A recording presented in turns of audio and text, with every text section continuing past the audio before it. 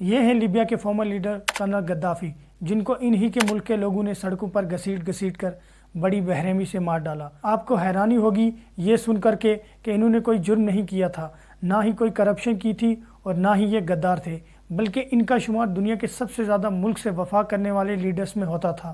یہ اپنے لوگوں کو اپنی اولاد سے بھی بڑھ کر محبت کرتے تھے۔ کرنل غدافی کے دور میں لیبیا میں گیس، پانی، بجلی اور ایجوکیشن بالکل مفت تھی۔ جب تک کرنل غدافی کی گورنمنٹ تھی، لیبیا کے کسی بھی شہری کے گھر گیس، پانی اور بجلی کا کوئی بھی بل نہیں آتا تھا۔ اگر لیبیا کی عوام کو لون کی ضرورت ہوتی تھی تو وہ کسی بھی بینک سے بنا کسی انٹرسٹ کے جتنا بھی چاہے اتنا لون لے سکتے تھے۔ لیبیا میں اگر کوئی فارمنگ کرنا چاہتا تھا تو گورنمنٹ زمین اور گھر ان کو بالکل مفت دیتی تھی۔ اس کے علاوہ فرٹیلائزرز اور فارمنگ کے ایکوپمنٹ جتنے بھی ریکوائرڈ ہوتے تھے وہ بھی گورنمنٹ کی طرف سے بالکل فری دیے جاتے تھے۔ اگر کوئی اپنی پرائیویٹ کار لینا چاہتا تھا تو 50% پیمنٹ گورنمنٹ خود کرتی تھی۔ اس کے علاوہ لیبیا میں اپنا گھر ہونا ہر شہری کا بنیادی حق سمجھا جاتا تھا، اور ہر نئے شادی شدہ جوڑے کو لیبین گورنمنٹ کی طرف سے $50,000 دیے جاتے تھے ان کا اپنا نیا گھر بنانے کے لیے۔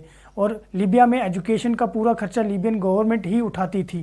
اگر کوئی ماں باپ اپنے بچوں کو کسی اسکول میں پڑھانا چاہتے تھے تو ان کی ایجوکیشن کا پورا خرچہ لیبین گورنمنٹ ہی اٹھاتی تھی۔ گریجویشن کے بعد اگر کسی شہری کو نوکری نہیں ملتی تھی تو اس کی ایجوکیشن لیول کے حساب سے ہر شہری کو سیلری پرووائڈ کی جاتی تھی۔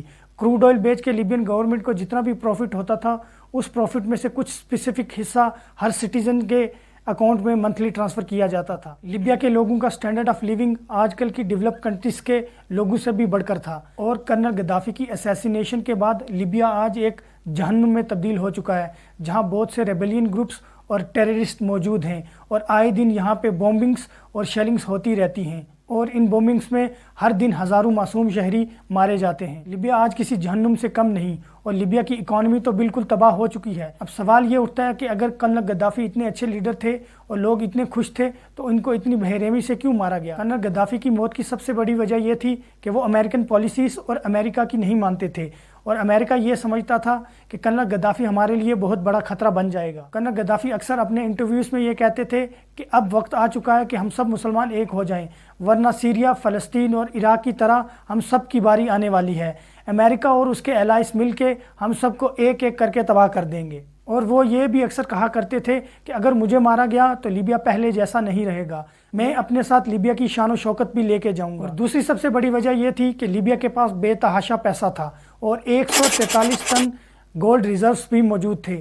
کروڈ آئل جو دنیا بھر میں ڈالرز میں بک رہا تھا، کرنل غدافی نے ڈیسائیڈ کیا کہ وہ اب اسے دینار اور روپے میں بھی بیچیں گے۔ مستقبل میں ان کا یہ ارادہ تھا کہ وہ افریقہ میں ایک گولڈ دینار کرنسی لانچ کرتے اور پورے افریقہ میں اسی گولڈ دینار کرنسی کے ساتھ ٹریڈز ہوتی، اور پھر آہستہ آہستہ فرینچ کرنسی کے بجائے ساری ٹریڈز افریقن دینار کرنسی میں ہوتی، اور فرانس کا کنٹرول ان کنٹریز سے بالکل ختم ہو جاتا۔ اور امریکہ کو یہ ڈر تھا کہ فیوچر میں یہ ہمارے لیے بہت بڑا خطرہ بن سکتا ہے، اور وہ چاہتے تھے کہ کسی طرح اس کو گورنمنٹ سے ہٹایا جائے یا اس کو مار دیا جائے۔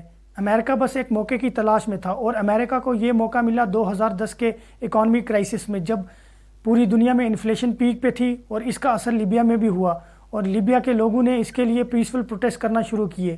امریکہ نے ان پیسفل پروٹیسٹ کو ہوا دینی شروع کی، جو چھوٹی سی چنگاری سے ایک بہت بڑی آگ میں تبدیل ہو گئے، اور پوری دنیا کے میڈیا کے ذریعے یہ پروپیگنڈا پھیلایا گیا کہ کرنل غدافی اپنے ہی لوگوں پہ ظلم کر رہا ہے۔ اور اسی بیچ یہ بھڑکے ہوئے لوگ لیبیا میں ایک نئی گورنمنٹ بنا لیتے ہیں۔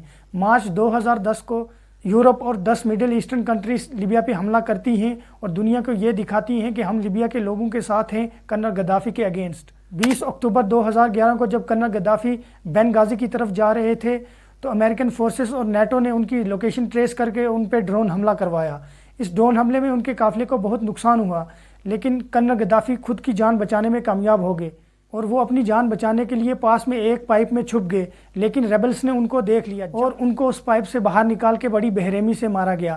کرنل غدافی اپنے چہرے سے خون صاف کرتے ہوئے بس یہی کہہ رہے تھے کہ خدا اس ظلم کی اجازت نہیں دیتا۔ میرے بچوں، تم نہیں جانتے سچ کیا ہے اور جھوٹ کیا ہے۔ یہ لوگ تمہیں تباہ کرنے کے لیے تمہارا ساتھ دے رہے ہیں۔ لیبیا کے لوگوں نے ان کی ایک نہ سنی اور ان کو گولی مار کے قتل کر دیا۔ 2 دن تک کرنل غدافی کی لاش ایک فریزر میں رہی اور اس کے بعد ان کو دفنا دیا گیا۔ آج بھی لیبیا کے لوگ کرنل غدافی کی وہ باتیں یاد کرتے ہیں کہ جب میں جاؤں گا تو لیبیا کی شان و شوکت اپنے ساتھ لے کے جاؤں گا۔